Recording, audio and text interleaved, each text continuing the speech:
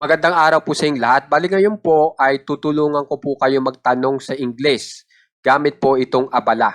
Okay, sa iba't ibang pamaraan na kung saan ay tutukoy po tayo ng iba't ibang tao. Hindi lang po sarili ninyo ang tutukuyin nyo na kayo'y abala, kundi pwedeng iba rin pong tao katulad ng kausap nyo, yung inyong pinag-uusapan o sila o yung taong pinangalanan nyo po. Okay po? So, umpisa na po natin. So, dito po muna tayo sa abala ba ako? Kapag in English nyo po yan, ito po ang tamang English. Am I busy? Samantala pag abala ka ba? Ito naman po ang English. Are you busy? Kapag abala ba tayo, are we busy? Kung ang napili nyo naman ay abala ba kami, ganun din po. Are we busy?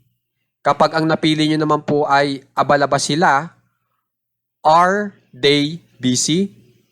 Kapag ang napili nyo naman po ay abala ba siya at kung yung siya ay lalaki, is he busy?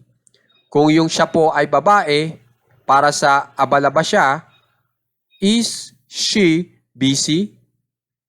Samantala po, pag pinangalanan nyo po yung tao, ito naman po ang halimbawa natin.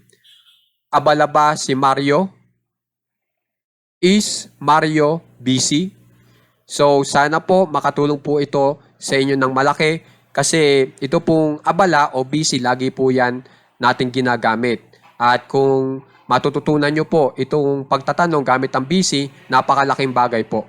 Okay po? So, sana makikipractice po at maraming salamat po.